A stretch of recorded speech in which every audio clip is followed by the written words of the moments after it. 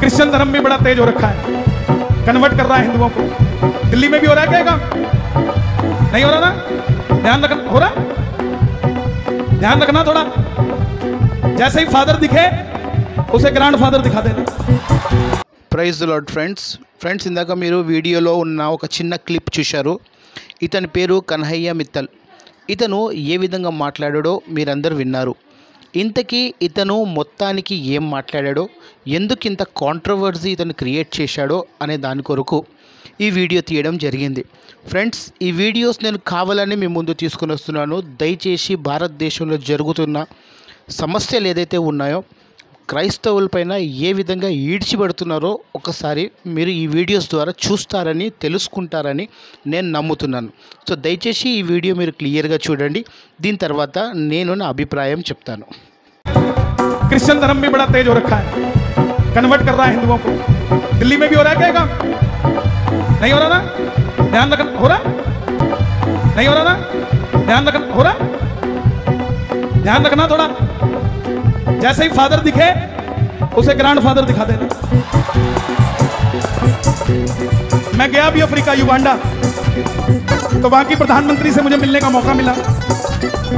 सावन का महीना था, मैं भोलेनाथ ले गया। अब उनके पीछे जीसस थे, मैंने दिया तो उन्होंने जीसस के साथ रख दिया। मैं बोला, प्रधानमंत्री जी मेरा निवेदन है, स्वीकार करेंगे? Yes yes, you say what you want to say. मैं कहा, please change the place of my Bhole Baba. बोले, कहां रखूं?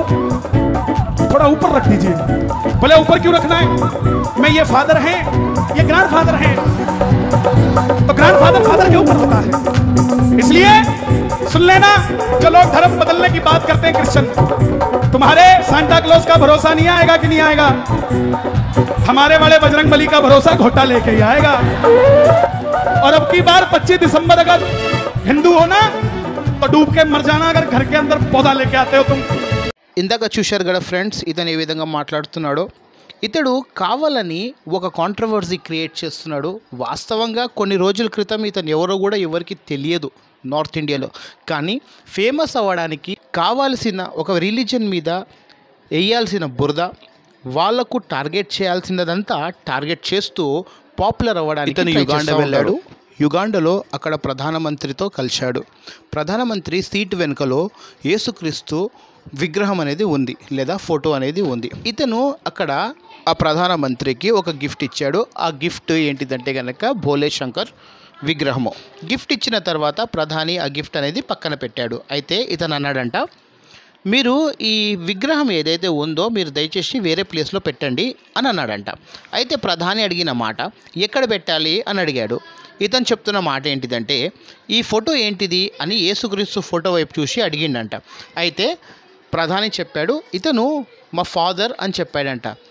అయితే ఈయన విగ్రహం ఇచ్చి చెప్తున్న మాట ఏంటిదంటే, ఈయన మాకు గ్రాండ్ ఫాదర్ అని చెప్పి ఆ యేసుక్రీస్తు విగ్రహం పైన తన విగ్రహం పెట్టాలి అని అడిగాడు. చూడండి, ఇతను చెప్తున్న మాటల్లో ఎంత కాంట్రవర్సీ క్రియేట్ అవుతుంది.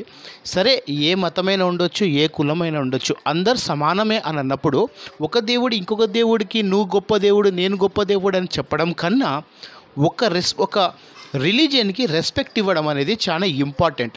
ఇలాంటి దిక్కుమాలిన కాంట్రవర్సీస్ క్రియేట్ చేస్తూ క్రైస్తవులపైన బురద చల్లుతూ రోజు రోజుకి ఇతనికి ఫండింగ్స్ ఎక్కడి నుంచి వస్తాయో మనకైతే ఐడియా లేదు.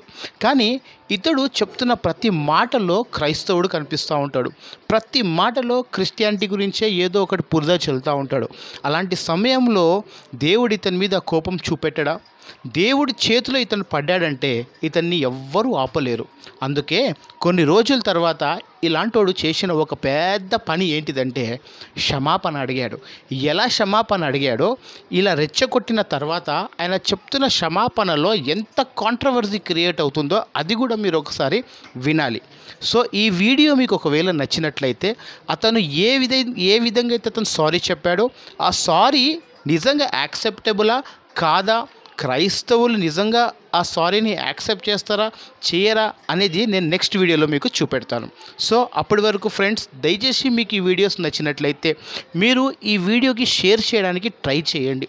ఎందుకంటే క్రైస్తవుడు ఎవరు జోలికి పోడు, క్రైస్తవుడు జోలికి వచ్చిన వాడికి ఎక్స్పోజ్ చేయడం అనేది మన పని. సో ఇలాంటి వాళ్ళు రోజు రోజుకి రెచ్చిపోవద్దనే నా ప్రయత్నము. ఇతని పేరు కన్హయ్య మిత్తల్. ఇతను ఏ విధంగా క్షమాపణ అడిగాడో మనం నెక్స్ట్ వీడియోలో చూద్దాం. అప్పటి వరకు సెలవు. అందరికీ ప్రైజ్ ది లార్డ్.